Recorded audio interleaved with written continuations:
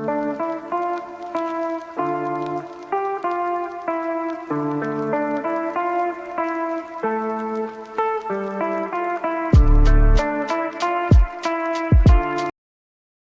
evening, everyone. This is El Rifado, otherwise known as Christian Diaz, coming to you from San Diego.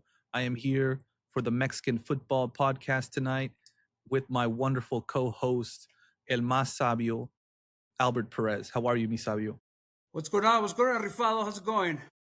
It's going great. It's going great. Man, the heat, man, the heat here in California. Woo! I feel it as well. I feel it well here in America City, San Diego. It's been hot. It's been hot. But I've had some Liga MX to distract me. Jornada tres is in the books, and I can't wait to get into it with you. So let's go ahead and get started. Chivas, they tie again. Tell me, what do you think about their 1-1 draw against Puebla over the weekend, mi sabio? You know what? It's typical. I'm gonna for the next couple weeks, I'm gonna reiterate it. It's typical. It's the start of it's the after the summer break and the start of a tournament. It's it's natural for the teams to go through a little bit of a funk, and with Chivas, it's not the exception. But I mean, they're not losing. And they're picking up points. I mean, well, they did lose their first match against. That's Toluca. Right. My bad. I mean, so at they least have in the one last, loss. At least in the last two games, they haven't lost. What I'm going to say is that they're picking up points. So I mean, that's what matters because they got 3 points against Juárez, and now they've tied against Puebla. And so after this match, I'm left with more questions than answers. You know, it's not a disaster on paper, a 1-1 draw to Puebla, but they're producing it's chances. Another game. They're producing It's chances. another game where Chivas fails to transcend, and that's my gripe. You know, you have Milito, a tip-top manager at the helm. You spend money, a rarity at Chivas. You refresh the squad, and yet after 3 jornadas in, and we're still talking about potential instead of results, my boy. But like you said, they refreshed the squad. The team's falling into form. It's still early, like I told you. And then you had the World Cup in between. You didn't have a lot of these guys for the preseason. Although honestly, Piojo Alvarado's on fire, so I don't think he is a man on fire. Yeah, man. That guy's on fire. But you know, you didn't have a lot of time between when they got the new acquisitions like Castañeda and then the incorporating the World Cup guys. You didn't have a lot of time, so it's they're gelling. But as long as they start collecting points, by the fifth or sixth or the fifth or sixth game, it's where we could finally start taking a real analysis of what's going on. But you know, like I told you, as long as they just which we've done in the last 2 matches, they've picked the points. As long as they do that, and like I said, they produce a lot of chances against Puebla. It's just eventually those are going to go in. It's not like the team is horrible, but you know, it's a team with good potential, but the results just haven't come in the way a lot of us have been hoping for. It's early, Rifado. It's early. I know a lot of teams are half baked at this point with coming from the World Cup, getting back into gear from vacation. You know, I understand that as well. It's not how you start; it's how you finish, especially in Liga MX. You know, it's just about making it into the playoffs, and then once you're in the Liguilla, I think the Liguilla is in November, so I mean, it's because remember it's gonna be like what is it, like a 2-week FIFA match day, then they have another match day, so there's gonna be plenty of long breaks in between, so that's a long time for them to start picking it up. Plenty of time for my boy Hormiga González, talisman of the Chivas attack, to finally score a goal. He hasn't scored this tournament. And you want to talk about plenty of time? He hasn't scored since April 5th. It's like, wow. No, I think it's been since. Oh yeah, I think you're right. Yeah. April 5th against Pumas. I think it was a doblete. And so that goes to show you what's happening at Chivas, where algo no cuadra. Something's not happening. He is a great player. We've seen him perform.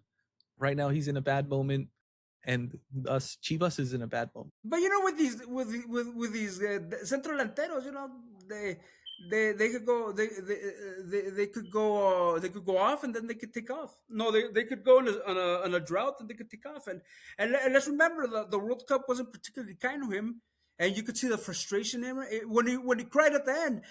I don't think he was crying too much because Mexico got eliminated. It was because it was outside of a couple minutes versus South Africa, he wasn't taken into much consideration by El Vasco. So I think he's carrying a lot of frustration, and I think in due time he's gonna channel that frustration and get back to the Hormigol mode that we saw that took him to the World Cup. We're gonna in due time. I mean, he's got chances. Eventually, he's gonna put him in.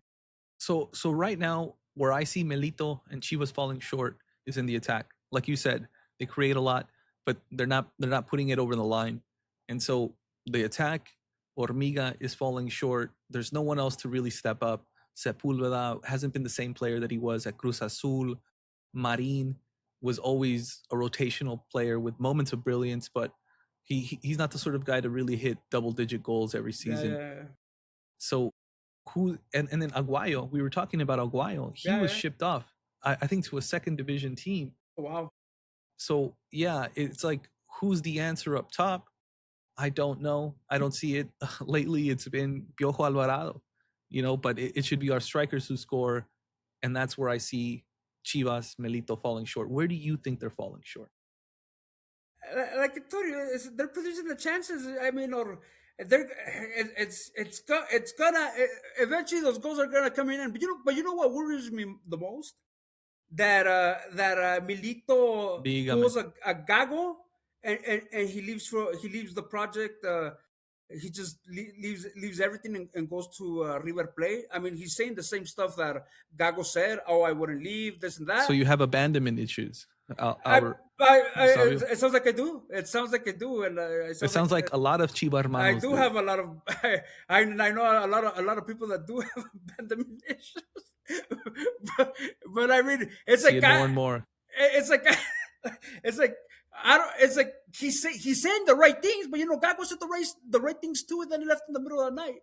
He just left Chivas in an abandoned home, and that was very sad. I think he's cut from a different cloth. I don't know. I wouldn't compare him to Gago. He's a different guy. Till I see that River Plate has a coach, I'm not trusting Milito. He's proven to be.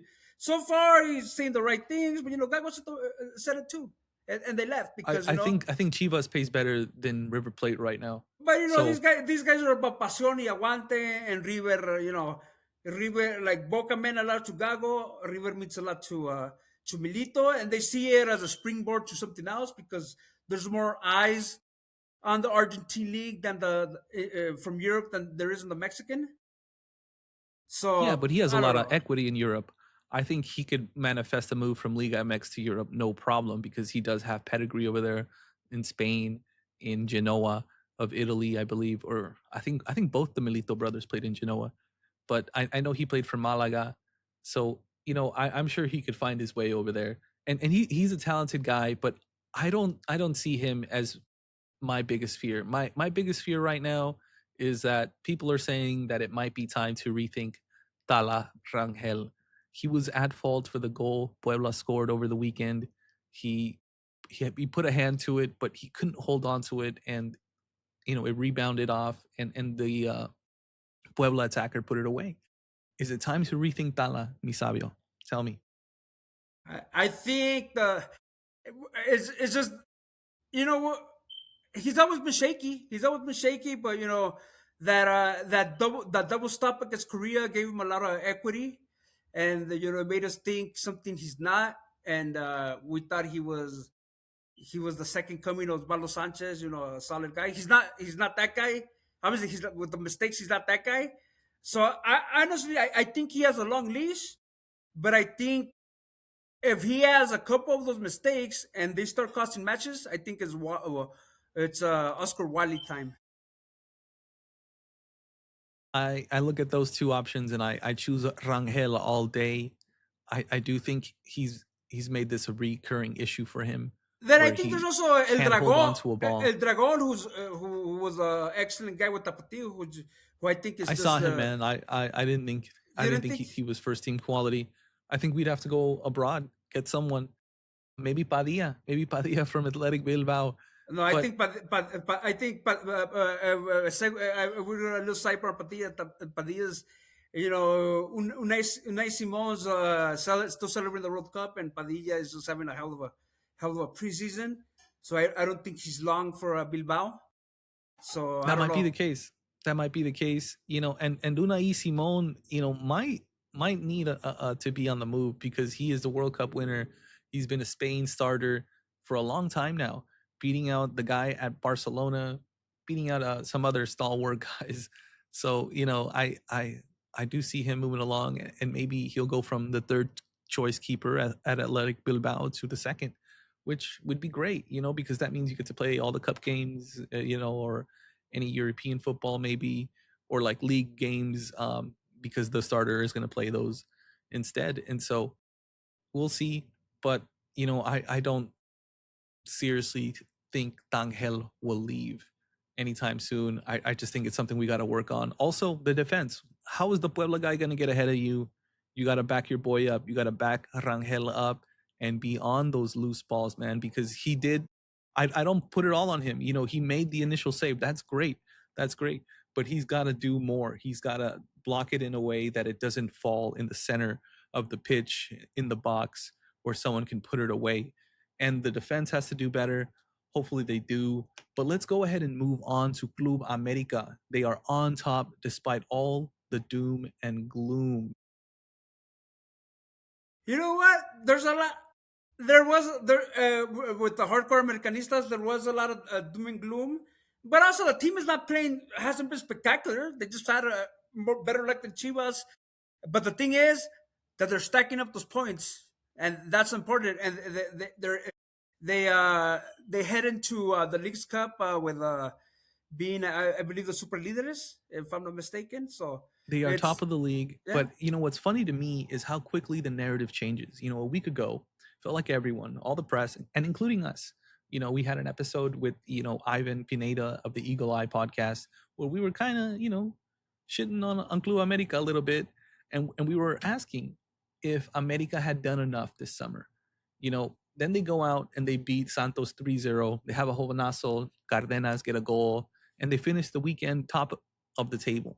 You know, we we see this as a moment of crisis for Club America, and yet they're top of the table. Like I And said, so you it's a can, little bit of a conundrum for me. but you can't put too much equity in these starts. Like we've seen it before, like with these tournaments after the summer break.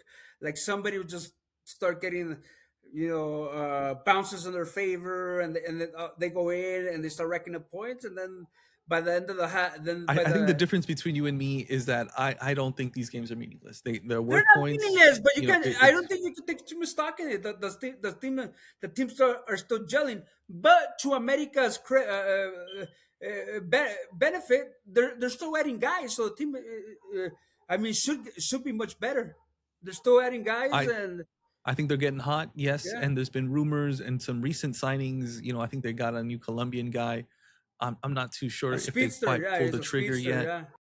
Yeah. But it's leading me to believe that this is not the no money era like we speculated, but instead I the mean, you said smart it was money smart era. money. Yeah, that's what you said. You Yeah, know, yeah, and I they agree. they got youth products. They've got good scouting. Or actually, it's yet to be seen, but they have promising scouting, and they're not chasing flashy players like they did in the past. And yeah, shout out to the kid Cardenas. He got a goal late on, I think in the 77th minute for Club America. And 19 years old, 6'2", scores his first professional goal for Club America.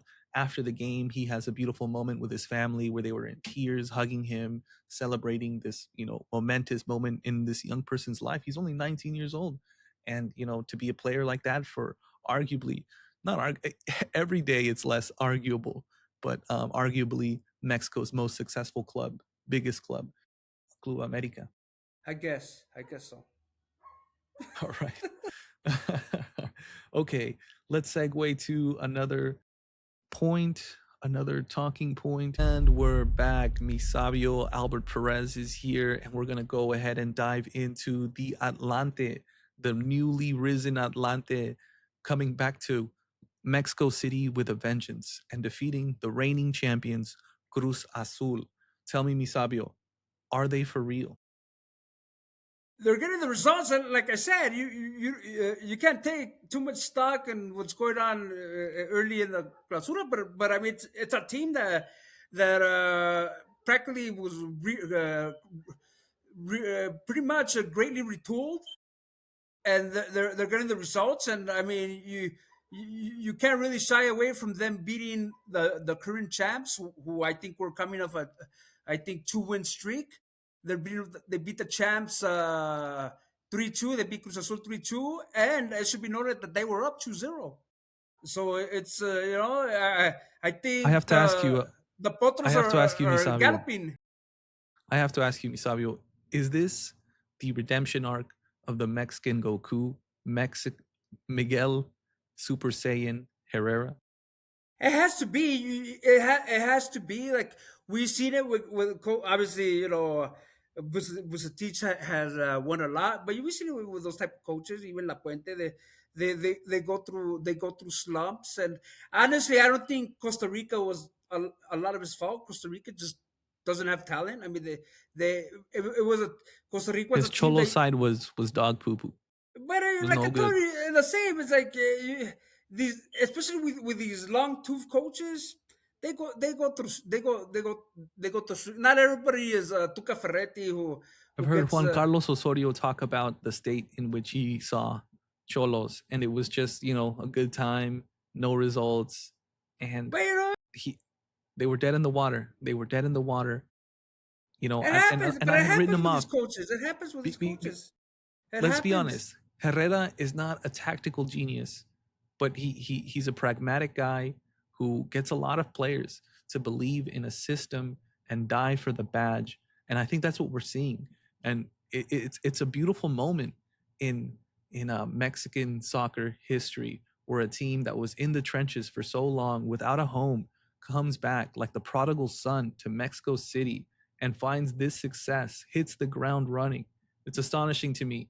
It's astonishing to me. They're doing it with a Mexican coach, Miguel Herrera, who's And luckily beloved for them, there's by no the Mexican descenso. people. Luckily for them, there's no descenso. So And there's they no don't descenso. they don't They have to have worry about they that. play in a wonderful stadium, which Yeah. is the Banorte de Azteca. They're It's drawing a good great. crowds. Although Cruz Azul was also, I think, also plays at Azteca. They drew close to 60,000. Not bad. Let's be honest, man. They are the new hipster club in town.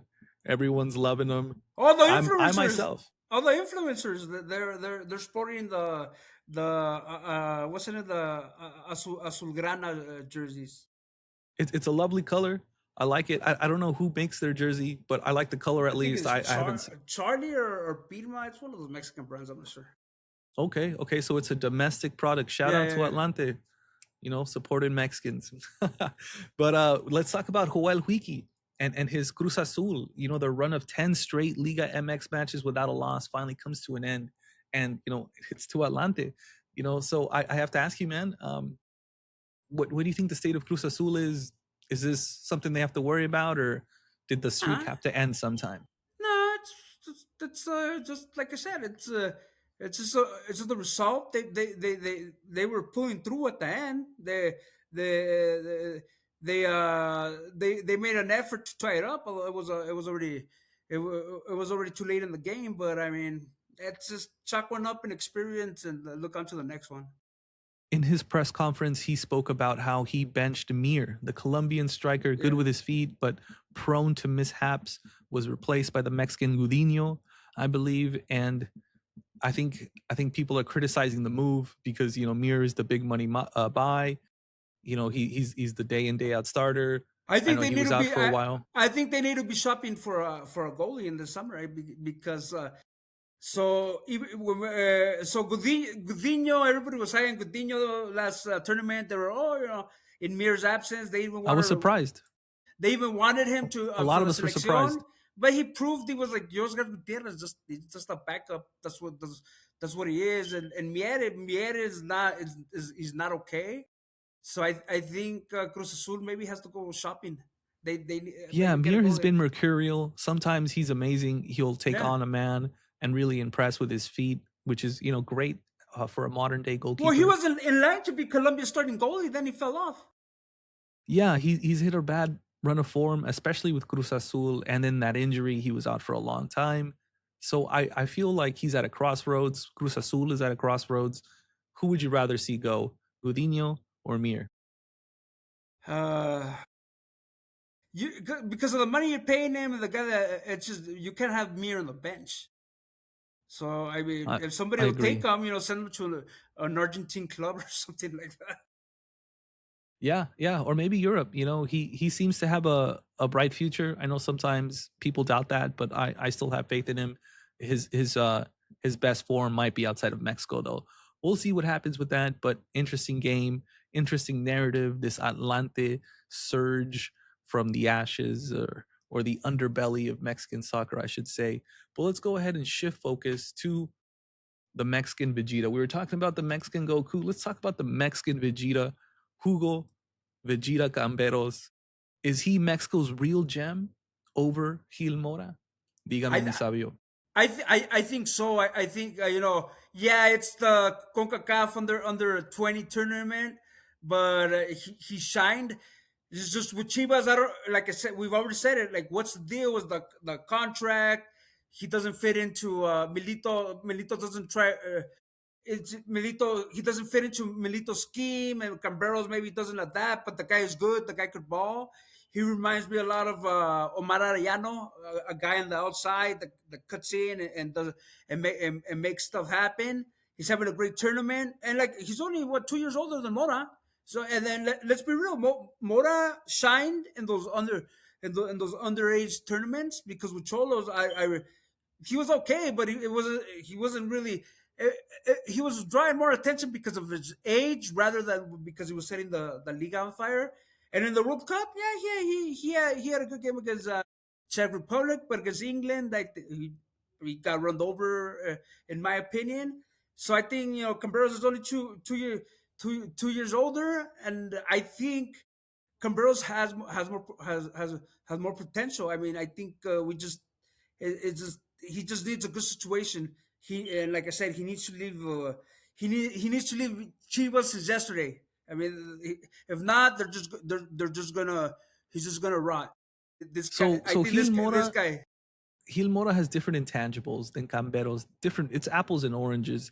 The thing about Mora that impressed me, that lit up the world, was that he was so press proven at such a young age, in which he didn't lose the ball. Sure, he fell on his face against, I think, Bellingham in that World Cup game where he was run over, like you said. But aside from that, he's very elegant. He's very mature on the ball, and he has a good touch.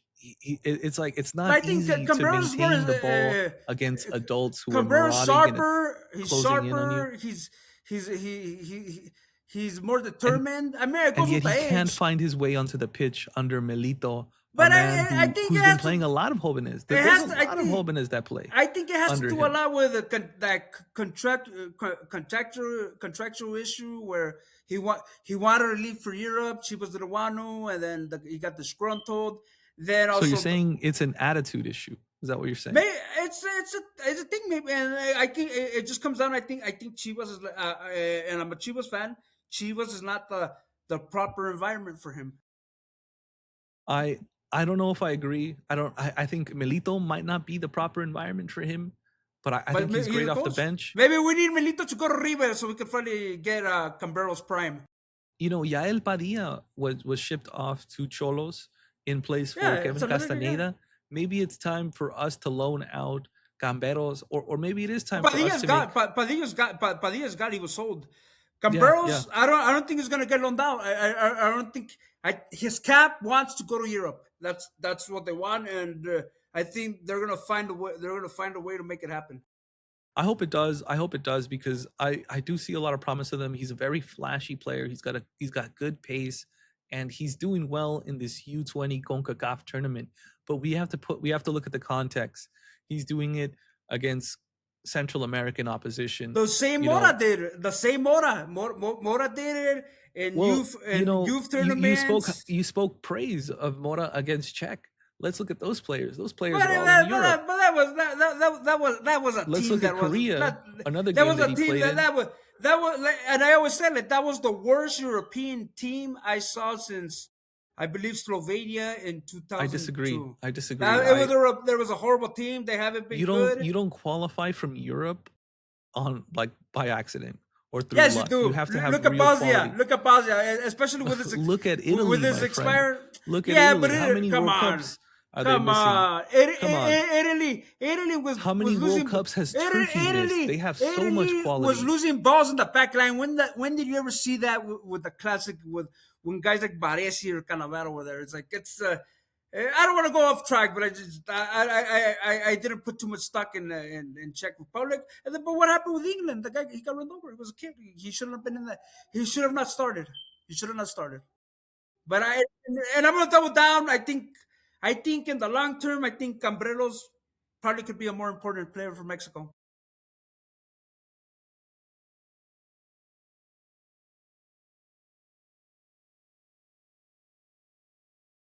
What happened there? I lost you. Hey, but go on. No worries. Yeah, so I'm gonna double down. I'm more hopeful. I think Cambreros could be a more decisive. From what I see right now, I think Cambreros could be a more decisive player than Mora. And for me, still the jury's out if Mora's going to be that game breaker everybody thinks he's going to be. Look at Argentina. Was the River Plate guy Motano, and look, he didn't even go to the World Cup. And Real Madrid is regretting that bye. Yeah, the thing about Jovenazos is they're mercurial. You don't know if they're going to hit the ground running, or if they're going to hit the ceiling that we all thought they would. I go by what I see right now.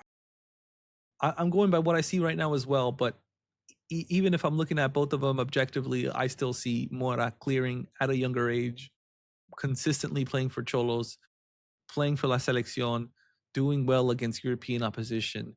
Camberos, nowhere near that level yet. Nowhere near. He's doing well. He's caught my eye. I hope he can manifest a move where he's more successful than he is at Chivas, or better yet, I hope he starts contributing in a more significant way for Chivas. But I do think he's got an attitude issue. I think he's got to put in his work wherever he is, and that's a hard lesson. And he's young, and hopefully he learns it sooner rather than later. He's better than 19, and it feels like we've been talking about him for years. Yeah, but there's other Jovenazos that are getting down in this U20 World Cup. Against this match against Guatemala, Tahiel Jimenez of Santos scores a hat trick. He's an interesting guy, tall center forward. I'd love to see more of him. It's a shame he doesn't play too often for Santos, but I do remember, I think last year he scored the winner for Santos in what would be their first game of the Apertura. It was a disastrous season, but it looked promising in that moment. Anyways, who else has looked well in this U20 World Cup? El Negrito Sandoval. He's looked great. He injured his hand and he missed on this last match. I think I don't know if he'll be able to play for the rest of the tournament. They said that hopefully he'll be back. I think at the at but I don't think Chivas wants to. I think Chivas just wants to have a rehab. Yeah, he's scoring goals, man, and he can play as like a not really a true nine, but like a satellite off a true nine. And so if we're in the need of goals, I often think during these last two matches, Sandoval would be would do well in the situation. Like he's the missing piece right now. Definitely. I want to see him return ASAP. But before his injury in this U20 tournament, he was looking great, and I just want to see him do that consistently for Chivas. And he was doing that, but we got all these new players, and he's kind of been relegated to the bench, which I think is unfortunate. But he's got to earn his spot, and it's a good problem for any coach to have a lot of quality players where you having trouble choosing them. But there's a lot of matches and there's a lot of football to come. I'm really excited. And with that, let's segue to a new topic. And we're back. We are back, and we're going to go ahead and jump right into Leagues Cup check-in. We're going to highlight on who's impressed, who's disappointed, and are the Liga MX clubs finally taking this tournament more seriously, or is it still just another torneo or Copa de Chocolate that's spamming the calendar year? Let's look at some of the matches right now. So today, Cincinnati beat Pachuca 3-1. Columbus beat Atlas 3-1. Juárez beat Minnesota 2-1. Charlotte smacked Pumas around 3-0. Tigres right now is in penalties against Real Salt Lake. Vancouver, Atlante, 70th minute, but Atlante is winning. Tell me, what are your thoughts on this edition of the Leagues Cup, Misabio? It's I don't know. It's another one of those other tournaments that are played because there's economic interest for them to be played. And, it's it's I guess now with the Club World Cup, it gives you another opportunity to qualify for the Conca Champions, but still, you still get a lot of chances to qualify to the Conca Champions via the tournament. So I really don't know how much teams prioritize that. And as you could see with some of the results, I mean, Pumas got beat 3-0 by Charlotte. I don't think they care too much. I mean, it's some teams do, some teams don't. I mean, like Chivas tomorrow, they go up against they debut against LAFC. LAFC is, I think, one of the top two teams in the West.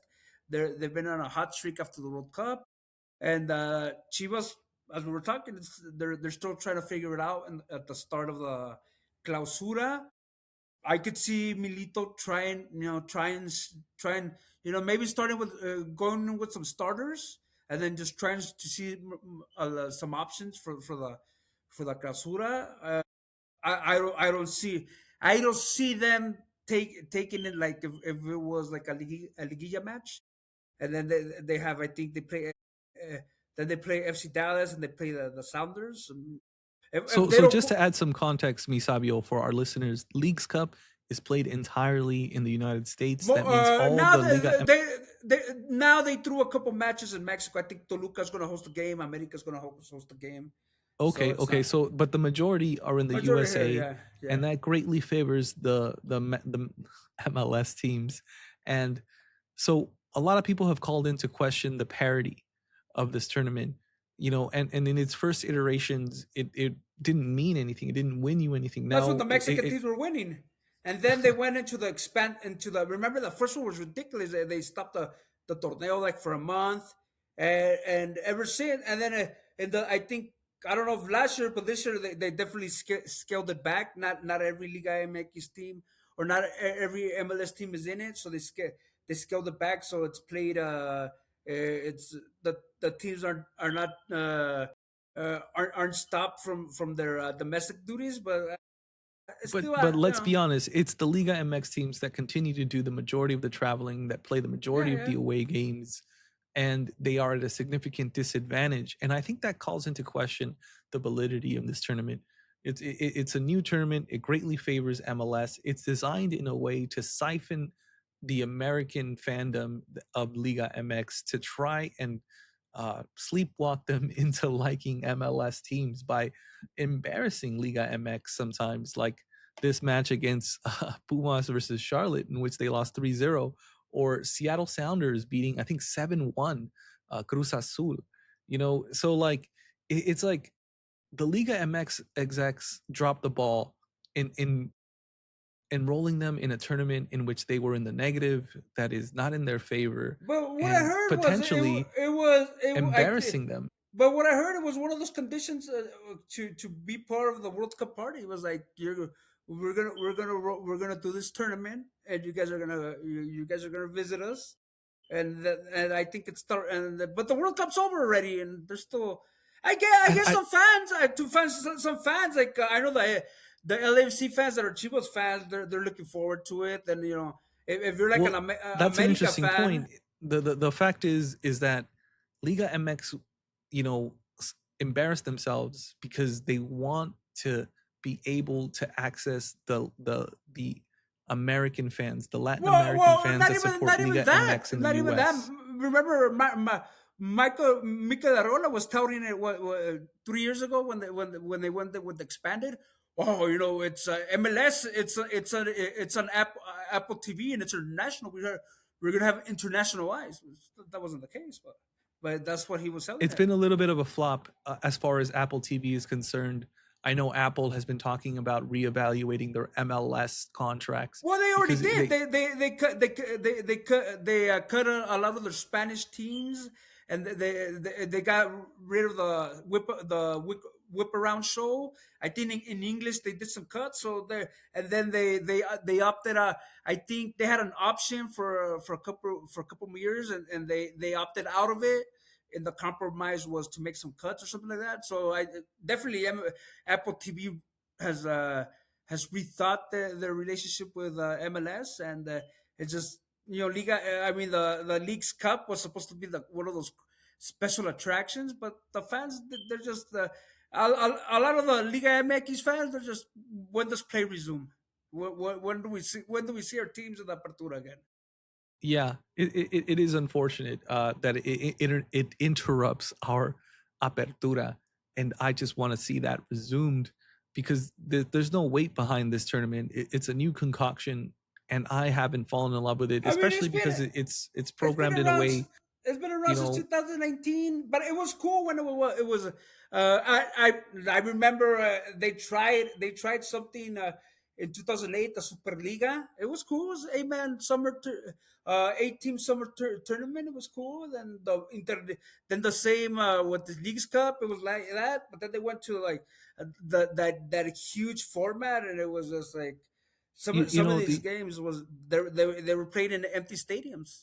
Yeah, I did see that a lot. But like we said earlier, the saving grace was that we finally had Liga MX under one umbrella, one broadcasting umbrella, and it was one of quality, significant quality. Apple TV beats the crap out of VIX, out of whatever Televisa But or did we really TUDN is care? Did we producing. really care? Did the Chivas fans really care to see Chivas versus Philadelphia Union? I mean, I like any Chivas game, especially if it's an I mean, opportunity for us to but win I mean, I'm anything. just being objective. I'm not bad. We try to be I think the objective here. answer I'm is not yes. bashing. I'm not I bashing think Liga. the answer is a You resounding yes for Chivas fans, for Club America fans, for Cruz Azul fans. I think it's the minor teams that have struggled to bring because they don't have fandom like some of these bigger teams. You meet most people. You and I, most of the people in the soccer world that we meet are Chivas fans.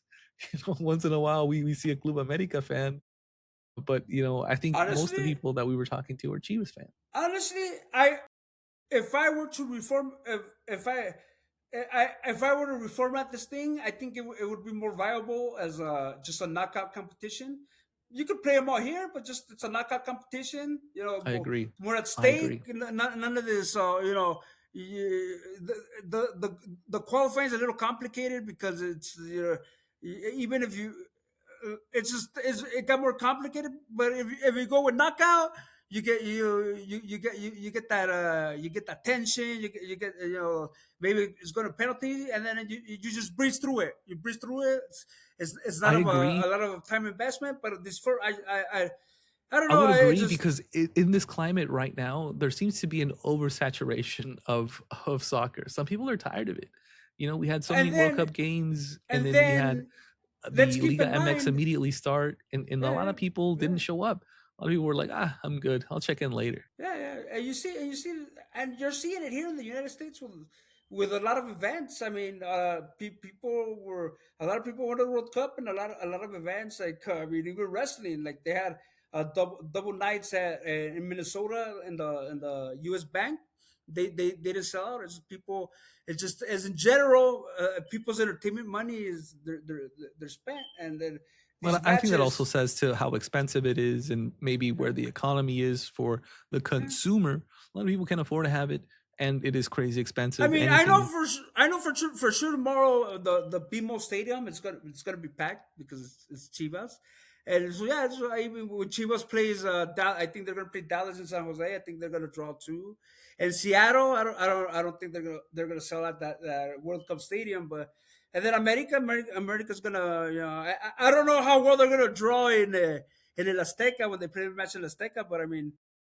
When they play Miami, I think there's gonna be a good crowd at new stadium, but it's the big teams, and these teams are always gonna, like I saw it when I used to work the Interliga, which was the qualifier for the Libertadores. If it was Chivas and it was America, you were guaranteed a packed house. If it was Cruz Azul, maybe, but if it was Tigres headlining, no, it was the stadium was as full. But that's just the way it is. Some teams just draw and some don't. Yeah, I see it. I'm excited for that LFC Guadalajara Yeah, match. it should be good. We Yeah, yeah. we also have Club America versus San Diego on Thursday, which looks to be a good And like match. you said, it gives us extra soccer, so you really can't you can't hate on that.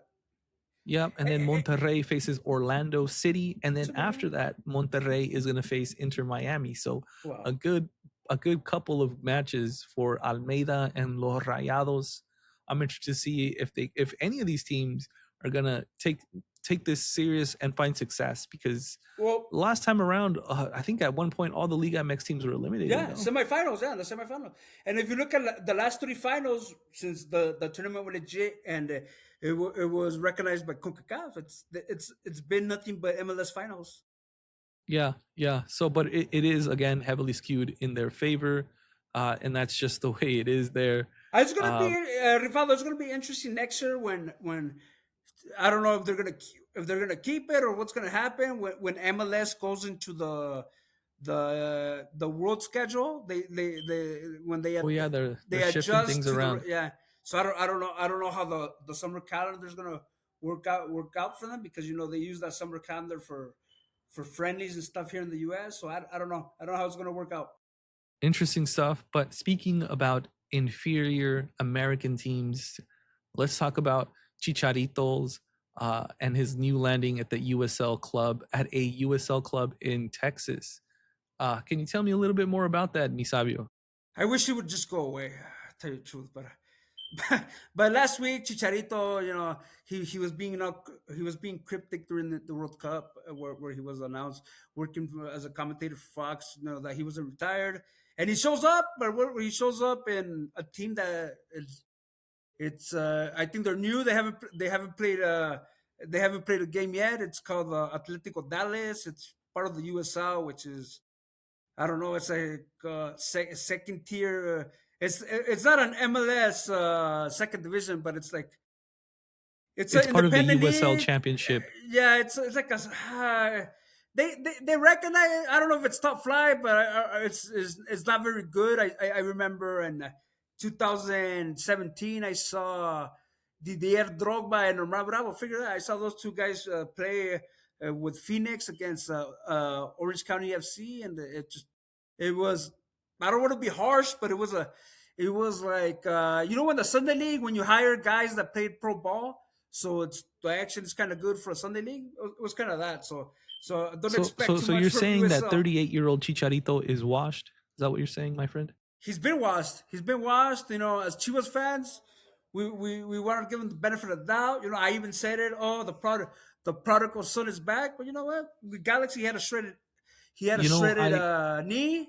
And you know what? To be honest, the guy in what the stuff he said at the press conference and after, the guy's just ungrateful. You could tell the Dreyfus brainwashed him. I mean, he didn't go against the fan base, but he went against the team. But it was like bizarre stuff, like saying how Chivas hadn't improved since he, and then like saying that it went from the janitors to the people that make decisions. Like, what, the janitors? Come on, the guy. I think the guy, Dreyfus really washed his brain. The guy has no clue what he's saying. He should be grateful. Chivas paid him what, $3 million for those 2 years because the guy wasn't a factor. yeah, he, And he then really wasn't. But I, and then I, he I said thought then he I says thought he he had was enough blamed. equity.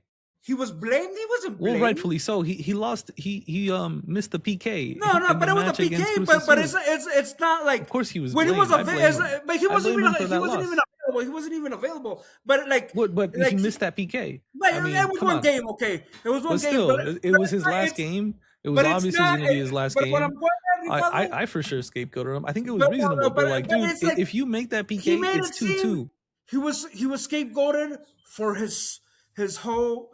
second spell. No, he Well, was he was saying a scapegoated. bunch of stupid shit during the whole Yeah, yeah, time. yeah. Let's He be was honest. scapegoated, but yeah, he was a scapegoated. I mean, the guy even made some He dumb was video making where sexist comments yeah, about yeah, how yeah. women need to, clean the house and all this And stuff. then he And made a video where he was making light of him missing the penalty that didn't sit well, of him missing the penalty that didn't sit well. And yeah, the guy could have been cool. He could have been an hey, so ambassador one for the quick World question Cup. about 38-year-old Chicharito: is he a Chivas legend? Yes or no? Hmm. I think an idol, maybe an idol, because he came at a time where just Chivas wasn't having idols, much as guys that went to Europe. But as a legend, I don't know. He didn't win a he didn't he was on that 2006 team, but he was like a rookie. He wasn't a factor. So I don't. And then he did his prime with Chivas was only what, two tournaments.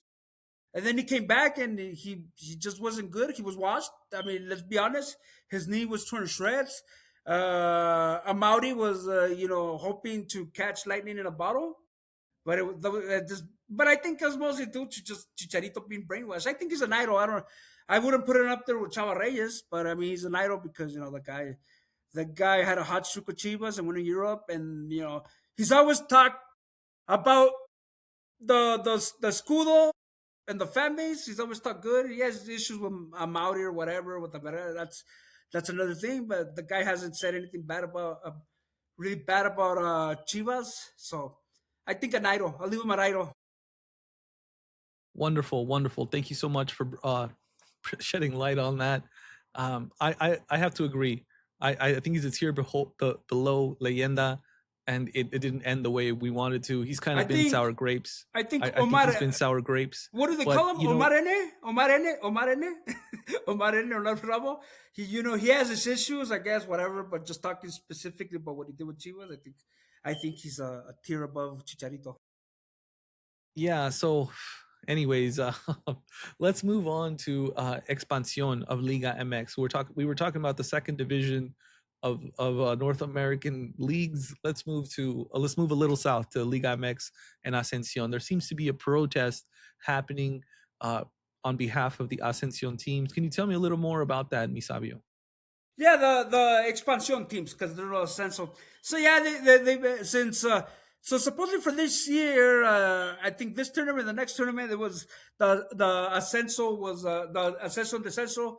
The relegation and promotion was supposed to come back. It got canceled during the pandemic. They used that an excuse, but in reality, it just makes it more economically viable to have a set league, because teams do not lose value with promotion and relegation. If a team is relegated, they lose half its value. So and having just a set of franchise, it improves sponsorships and the flow of money. So that's the real reason they didn't bring it back. They said they were, but then they didn't, and they said it was permanent. But now in the expansion, a bunch of these teams like Morelia, the teams that have the meet the criteria to play in Liga MX, they're making a fuss, which rightfully so, and there's a lot of protests. They stop the games. Players stop the games in mid play and for a minute and protest. And I think it's gonna snowball into a huge legal issue. To me, to be Do you honest, think anything will come of this? Do you think they can leverage it something could, for it could, themselves? but like I said, it could snowball into a legal issue. But if you want my opinion on promotional relegation in Mexico, it was just it was a mess. It was Did it they even mo- really exist? they modified it to protect the big teams. So it was like it was a point average instead of straight what you did in that season on the table. It was it was, I think it counted 2 3 years, and it put the new teams at a disadvantage because they were starting fresh. So any 3 game losing streak, I think, remember Bravos, they were gone by the Jornada siete of a clausura. So it was a disadvantage, and it always seemed like it was the same teams. Like in the '90s, it was always Pachuca coming and going, and then recently it was Dorados coming and going. So I don't know how much, and then they said, well, it gave an opportunity for more younger players. No, it really didn't. The Censo teams were always full of extranjeros that couldn't make the cut in Liga MX or the older ones. Or older Mexican players like Parejita Lopez and stuff like that. It's like it wasn't a breeding ground for young players. Yeah, it's unfortunate. It seems like a mess. The thing about there being no ascenso is that it allows for more investment, which allows for more money to come into the league, more stability to come into the league. So on one hand, it's good for the financial side because these teams have to get by. They're private enterprises. They have to make a profit, and they can't, create jovenazos. They can't provide the FMF and La Selección with players if they don't exist. And in order for them to exist, they need to make a profit. So a part of me is on their side, but I do look around the world. And then also Europe. Remember, Rifado, these hold on one second. I just want to finish this point. But no, but hold on. I look throughout the world. I look throughout the world. I understand. I understand. Go for it. Let me finish this point. So I look throughout the world. I look at Spain. I look at Germany. I look at England. I look at Brazil. I look at Argentina, and I see relegation. Argentina suspends it every once in a while. I see better leagues or teams that have more success. They have relegation, and it breeds competition. That's what I'm seeing. But like I said again, you saw Dorados coming up and down. Can we afford that handicap? Like I said, it hasn't existed in a long time because of the average, which is implemented to protect teams like Chivas, who was at once in jeopardy of descending. It would work. But Rifado, going back to the economic stuff you were talking about, remember these Liga MX teams, they also have to support the Liga MX Femenil, so it's more on their plate.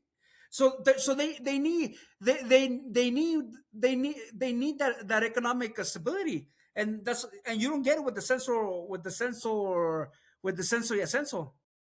So remember that too. Yeah. It is. It's not so cut and dry. It's not black and white. Like I said, I'm not sure if I'm in favor of it or against it right now. I'm fence sitting. We need to do a deeper segment on relegation, the history of it, how it was, and what changed. Why did that change? More to come on the MF podcast. But let's go ahead and segue to a new area of focus, mi sabio. Let's go ahead and get into the jovenazos, and let's end this segue right now. Sorry, the sound effect that threw me off guard. Welcome back, mi sabio. Why don't we get started with our new segment? Yeah, so we're gonna close off this edition of the Mexican Football Podcast with the most important segment of the night, which is the jovenazos. This is where Rifado tells you who to look out in terms of the young blood of Mexican soccer. Nobody else has his post on the next superstars than Rifado. Rifado, talk to him. Thank you, mi sabio. You're making me blush. And I have to say, this week we are at 49 U23 players who participated either as a sub or a starter in Liga MX Jornada 3. So 49 of 378 available players during this Jornada equals 13%. It's two more players than the first two Jornadas, which was at 12%. But we have to keep in mind that the Jovenazo squad was plundered for this U20 CONCACAF tournament, and we are missing some young stars like Negrito Sandoval, Camberos, Tahiel Jimenez, who, like we already said, scored a hat trick against Guatemala, and so we are missing. But Rifado, we hadn't really talked about it, but remember also they're playing the under. I think the under 22, under 23 is playing the Juegos Centroamericanos, so there's a lot of youth players there too. Like I know. Remember we were talking about Cruz Azul needing a goalie. Well, Ochoa, the tatted, Emi Ochoa. yeah, the guy with the yeah, he's been looking good. So maybe that'll be an option. And he's in Dominican Republic playing with the under 23. So there's a lot of guys there too. Good call out, Misabio. I'll have to keep an eye on that. But let's go ahead and highlight some of the jovenazos that really impressed me during Jornada 3. And I got to start off with 21-year-old Everardo Lopez del Villar, the center back. 21-year-old center back for Toluca. He got a goal over the weekend off a set piece. He snuck it in. Great player, and he's doing it for a coach who is known to not like jóvenes, and Turco Mohamed, the bicampeón of Liga MX not too long ago. One of the best teams in Mexico. Everardo is a day in day out starter as a left back, as a center back, mostly as a center back, and he's just a great player. He should have gone to the World Cup. I would have loved to have had him over Montes. But yeah, But especially on the left side, they need yeah, some a depth in that left-footed area. center Yeah, back. yeah, We yeah, we yeah. never have enough of those. I know we have Vasquez right now, but I would have liked another one. Some more His depth. Yeah. replacement. Yeah, and for a long time, Vasco was in love with Angulo of Tigres, their left back, center back. But I thought he was mediocre at best and bad at worst. And he was a consentido of Vasco, and it should have been this guy Everardo who went instead of someone like Montes. But that's just me and my gripe. Moving on, we already spoke of Cardena, a 19-year-old goal scorer for Club América, the 3-0 victory. Kudos for him, the 6-2 forward, great. And then we have Montiel, who participated in the León loss, and in the Pachuca loss, the 1-0. Was that a yeah, their 1-0 loss to León, and Montiel participated on that. 20 years old. I think it's time for him to go somewhere else. Pachuca, kind of mercurial. One day good, one day kind of bad.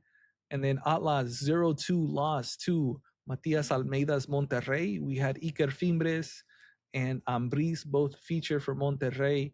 And then Atlas, there was a guy who I've been touting, 19-year-old Martin. This baby face kid. He was 19 years old. I think he's a center midfielder for Atlas. Keep an eye on this guy. Atlas Victor Rios, left midfielder, left winger for Atlas during this game. 6'2", 22-year-old kid. Keep an eye on this guy. Really interesting player. And then another guy who's impressed me for a smaller team is Querétaro's Ali Avila. 22 years old. I believe he has got 3 goals in 3 games for Querétaro in this Apertura. Interesting guy. He's from Monterrey. I believe Monterrey still owns him. So I'd love to see him go to a bigger team like Monterrey and see if he can hit the ground running. Striker Ali Avila. Watch out for this guy, man. He started this Apertura hot AF. Then Cholos, we had Loquita, Abreu, Mora, Arciga, and Padilla all feature in the 0-0 draw to San Luis. It was kind of a boring game. I shouldn't have watched it. I should have, I don't know, spent time with my family. But I watched it, and I kind of regretted it. But the Jóvenes, a lot of Jóvenes featured for Cholos, but not a lot of them, performed all that great. It was a 0-0 draw. Well, For they're San saying Luis, they're saying that go ahead. Cholos is the next Chivas because of all the Mexican players they're using.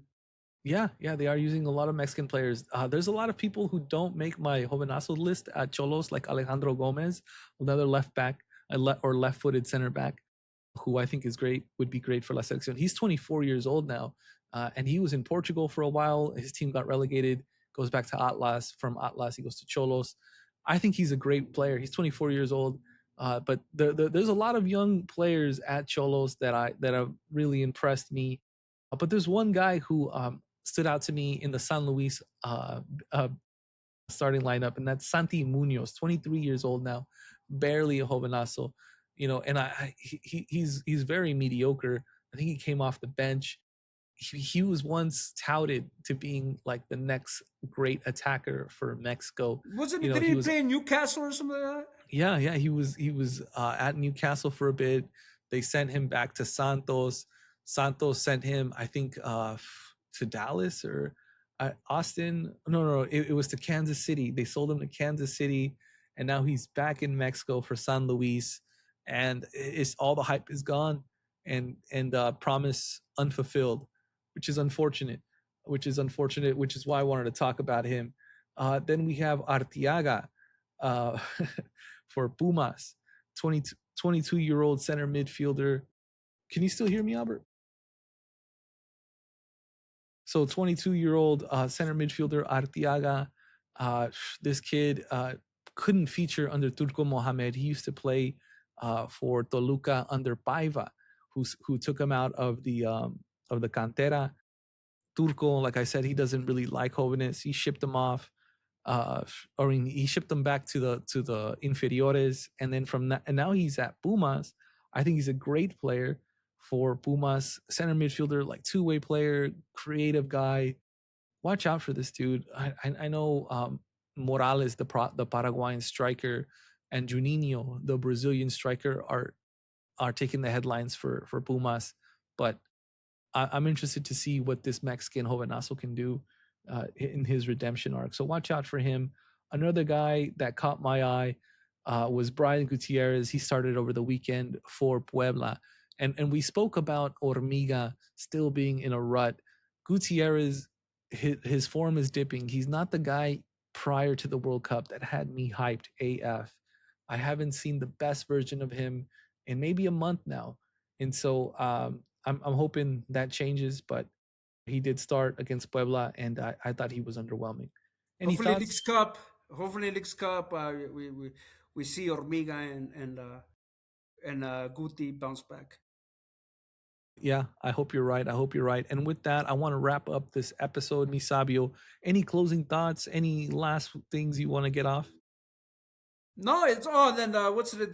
They today they officialized the fourth game of Mexico slate in the fall. So they're gonna be playing against the U.S. in Glendale. It's a U.S. soccer match. That Sounds like should a be good one. exciting. Yeah, yeah. An away match for the USA, even though they're in the USA. And it's not gonna be a some game. It's a U.S. soccer game, but it's gonna be in a way.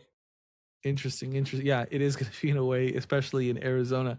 But if that's all, let's go ahead and sign off. Mi All right, Sabio, thank you for joining me. no Thank worries. you for Whew, listening, mi gente. We're going to have it was a hot more episode. episodes. It is a hot episode. It's hot out there. Stay cool, guys. Listen to the podcast in the shade, or not. Maybe you want to be in the sun. You want to get that tan. More power to you.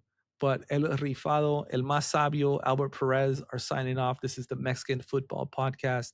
Thank you for listening to episode 6.